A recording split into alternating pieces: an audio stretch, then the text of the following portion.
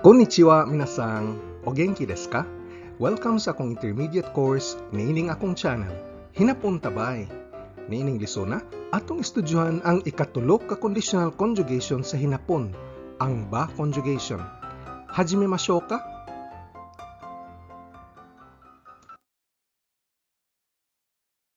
Sa miaging leksyon sa 62A, mihatag ko og gamay introduction matang sa upat ka conditional conjugation sa hinapon nga mo ekspresar og subordinate clauses nga sa Binisaya pa parehas sa kung, inig o dihang.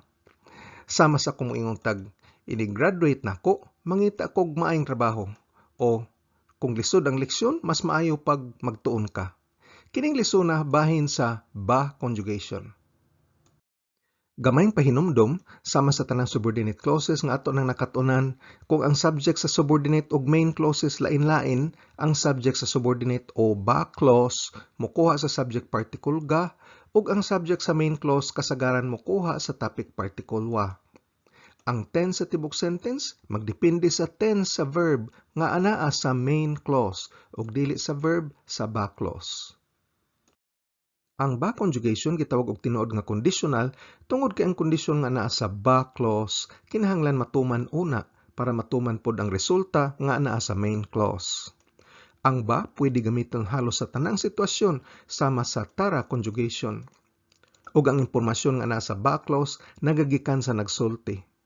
Unsa may gamit sa ba conjugation? Mao-maura ni sila gamit sa tara apan ang ba adunay mga gidili.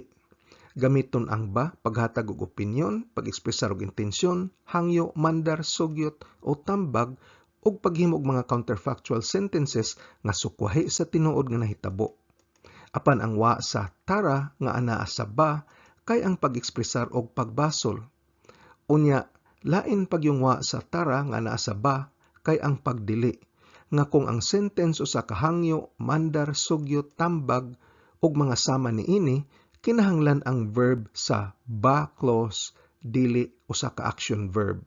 Kung action gani, di ta kagamit og ba ug kinahanglan ta mo gamit og tara o nara. Sama sa to og tara, ang ba pwede gamiton sa mga verbs, adjectives, nouns ug pronouns. Og kada ba conjugation adunay afirmatibo ug negatibo nga conjugation.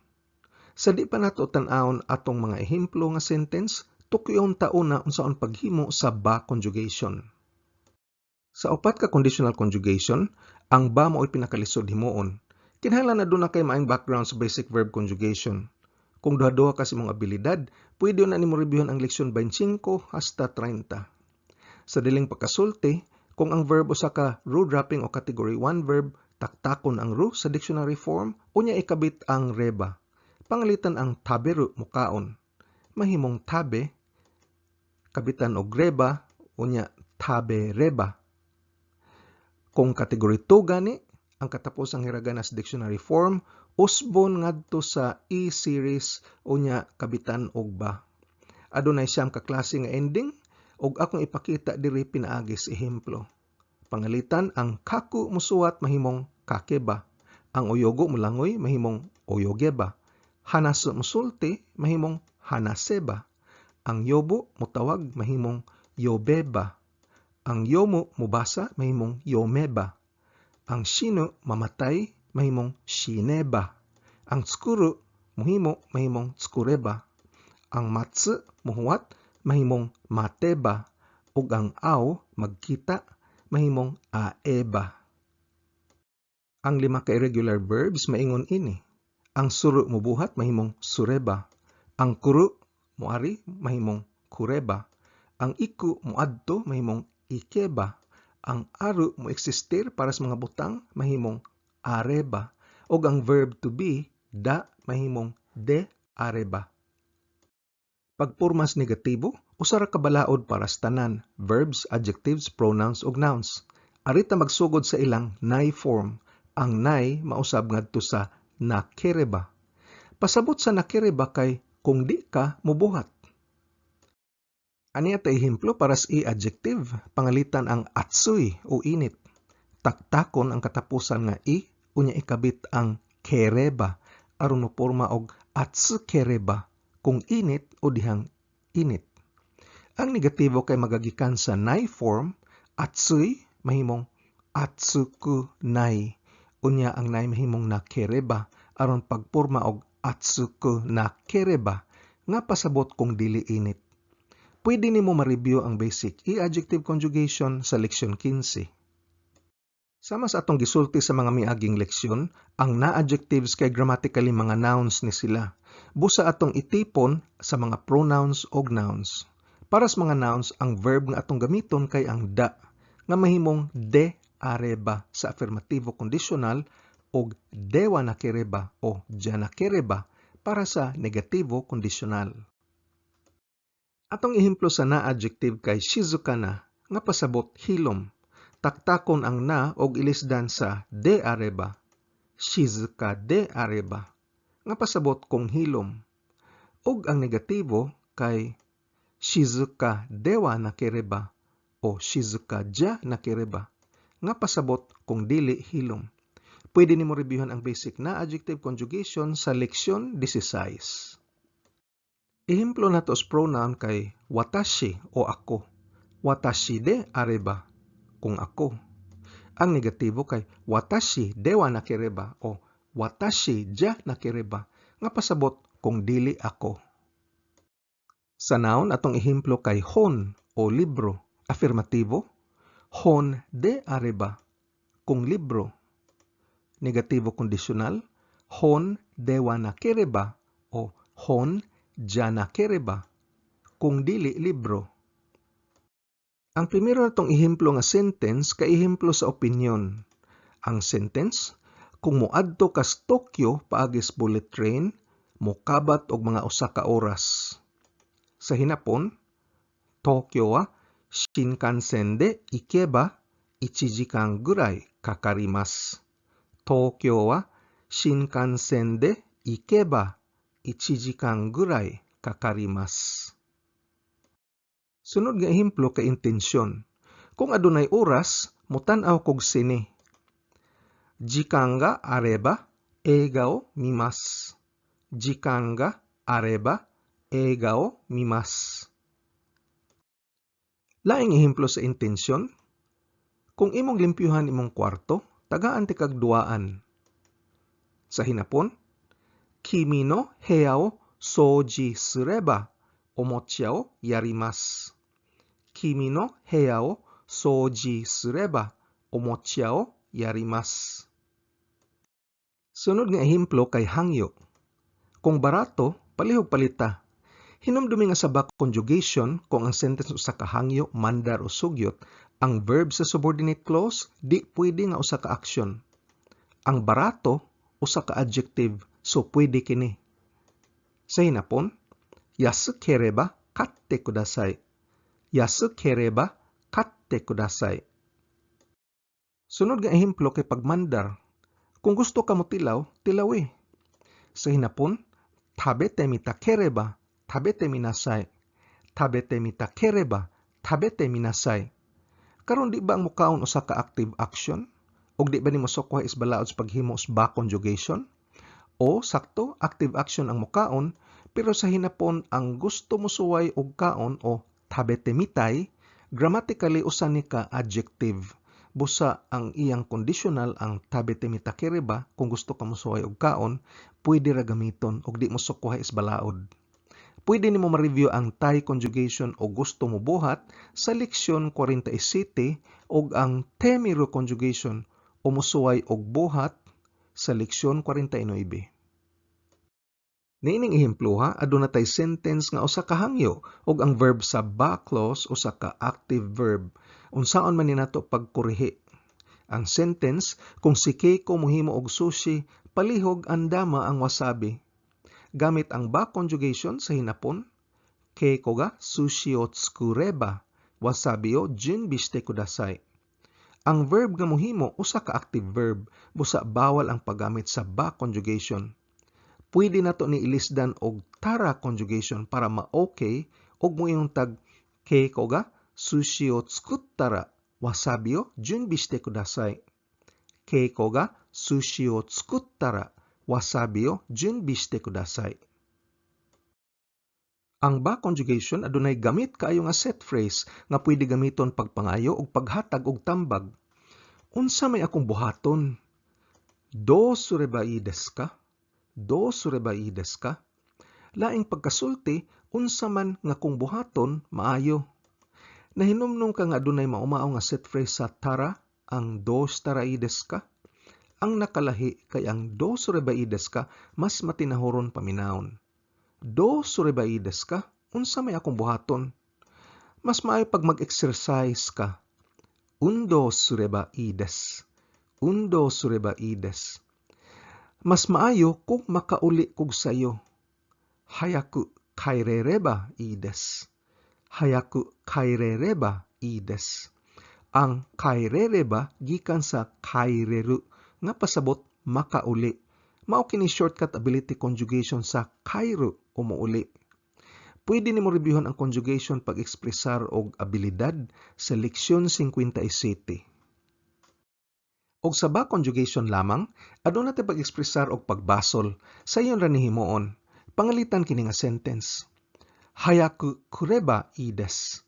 Hayaku kureba ii desu. Pagtambag kini, mas maayo mosayo kag ari. Karon kung atong usbon ang adjective nga i ngadto sa past tense yokatta, ang sentence mahimong hayaku kureba yokatta desu. Hayaku kureba yokatta desu.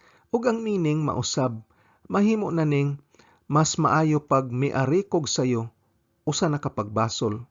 Ang pag-usab sa i ngadto sa yokatta muusab sa usa ka tambag para sa ubang tawo ngadto sa usa ka pagbasol.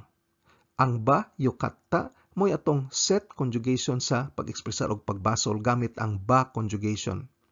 Usahay kabitan pagyud ang sentence og kedo, ga o noni aron maklaro pagyud nga kini usa ka pagbasol.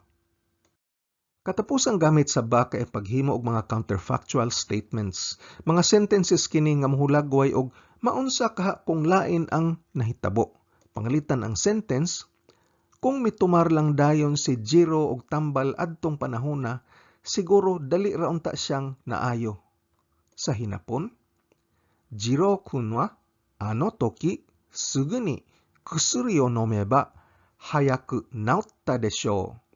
Jiro-kun wa ano toki sugu ni kusuri o nomeba hayaku naotta deshou. Ang atong V2 o verb sa main clause anaa sa past tense naotta, naulian. Ug mokabitas katapusan sa sentence og expression nga mopaklaro nga sa dakong dimalas wa ni nahitabo sama sa deshou, siguro o noni, unta. Ato niya ning tukion ning mga pulunga pohon. Karon atong tutukan ang mga pagdili sa paghimo sa ba conditional. Ato na ning natuki gamay ang pilmiro nga kung ang V2 o main verb usa ka hangyo, mandar, sugyot ug uban pa, ang verb sa ba clause di pwede nga usa ka active verb. Ang ikaduha kay di mahimo nga ang V2 o main verb anaa sa past tense kung ang sentence dili counterfactual. Mao ni ang miaging ehemplo. Ug ang ikatulo, kung ang verb sa subordinate ug main clause pareho nga anaa sa past tense, di pwede nga ang V1 o verb sa ba clause kausara na hitabo. Kung kausara gani na hitabo, di ta kagamit og ba ug kinahanglan ta mo gamit og tara conjugation. Tan-aw nato atong mga ehemplo. Pirmirong pagdili, kung ang V2 o main verb usa ka hangyo, mandar, sugyot, pagdili, pagtugyot ug uban pa, ang verb sa ba clause di mahimo nga active verb. Ang sentence, osake o nomeba, unten shite wa ikenai. Osake o nomeba, unten shite wa ikenai. Ang atong V2 kay unten shite wa ikenai, di ka pwede mo drive. Usa kini kapag dili. Unya ang atong V1 kay nomeba, kung mo inom. Ang inom usa ka active verb, sukwahi kinis balaod. Pwede na nato kurihian paagis paggamit og tara conjugation. Ug moingon tag osake o nondara unten shite wa ikenai. Osake o nondara unten shite wa ikenai. Kung moinom ka, di ka pwede mo drive. Karon okay na. Ang tewa ikinay conjugation mo ekspresar og pagdili og pwede nimo reviewon sa leksyon 38. Sunod nga pagdili kay di pwede ang V2 o main verb nga ana as past tense kung dili counterfactual ang sentence. Pangalitan, atsuku nakereba reibo tsukenakatta. Atsuku nakereba reibo tsukenakatta. Usa kini ka ba sentence. Ang V1 kay atsuku nakereba kung dili init. Unya ang V2 kay past tense tsukenakatta o wa gion. Di ni pwede. Pwede ra ni kung counterfactual ang sentence o sukwahi sa tinuod nga nahitabo. Busa atong himuog counterfactual pagis pagkabit og expression of probabilities katapusan. Atong gamiton ang daro o unta. Busa ang sentence mahimong atsuku nakereba reibo tsukenakatta daro. Atsuku nakereba reibo tsukenakatta daro. Ang pasabot, kung di pa init, di unta na ako i-on ang aircon. Katapos ang pagdili, di ta kagamit og ba conditional kung past tense ang V1 ug V2, unya ang V1 kausara na hitabo. Kini ang sentence. Dihang nipahuway nako, nibalik akong kalagsik. Ang atong V2 past tense. Unya ang atong V1 nipahuway past tense pod. Unya kausara na hitabo. Unya miagi na. So, kwahi kinis balaod sa paggamit sa back conjugation. Busa kung moingon tag, skoshi yasumeba, mata genki ni natta. Grammatically sayop kini. Atong tarungon gamit ang tara conjugation. Ug ang sentence mahimong, skoshi yasundara, mata genki ni natta. Skoshi yasundara, mata genki ni natta. Karon kay nomdong ka ba nga sa tara conjugation aduna poy balaod nga kung past tense gani ang V2, di pwede nga ang V2 usa ka action nga gituyo og himo sa nagsulti. Okay ra ni kay ang genki ni nata usa man ka spontaneous action nga nahitabo ra og wa tuyua sa nagsulti. Laing paagis pagkorehe sa miaging sentence, pwede nato ilisdan ang ba conjugation og toki conjugation. Ug moingon tag skoshi yasunda toki mata genki ni natta. Skoshi yasunda toki mata genki ni natta. Dihang pagkahumandayon nako og pahuway ni balik akong kalagsik. Karon grammatically acceptable na ang sentence. Pwede nimo reviewon ang toki conjugation sa leksyon 61. Lain pag yung paagis pagkorehe sa miaging sentence kay ang paghimo sa sentence gikan sa past tense ngadto sa usa ka non-past tense. Niining paagiha, pwede nato ipabilin ang ba construction. Usbo nato ang verb nga natta ngadto sa naru desho. Non-past tense na kini. Ug ang sentence mahimong skoshi yasumeba mata genki ni naru desho. Skoshi yasumeba mata genki ni naru desho. Karon grammatically acceptable na ang sentence apan ang meaning na usab gamay. Nahimo nang siguro kung mopahuway ko gamay, mobalik akong kalagsik. Daghang panultihon sa kinaraan nga nagamit sa ba construction. Pangalitan, sumeba miyako. Sumeba miyako. Ang literal nga pasabot, kumupuyo kag usa ka lugar, mahimo kining imong palasyo. Sa laing pagkasulti, ang imong Pinoy-anan palasyo. Bisag unsa ta ka pobre ang atong Pinoy-anan mo'y atong palasyo. Laing sinultian, chiri mo tsumoreba yamato naru. Chiri mo tsumoreba yamato naru. Bisag abog, kung tapokon ang abog mahimong bukid. Ani apay lain, kusuri mo sugireba doku to naru.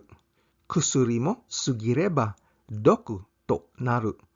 Ang tambal kung masubrahan mahimong hilo. Ug kini, owari yokereba subete yoshi. Owari yokereba subete yoshi. Kung nindot ang katapusan, mapasaylo ang tanan.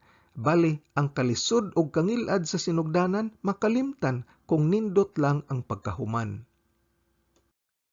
Suma total sa ba conjugation, ang impormasyon sa subordinate clause nagagikan sa nagsulti. Ang ba mao maostara nga daghagamit apan ang ba mas daghan og gidili.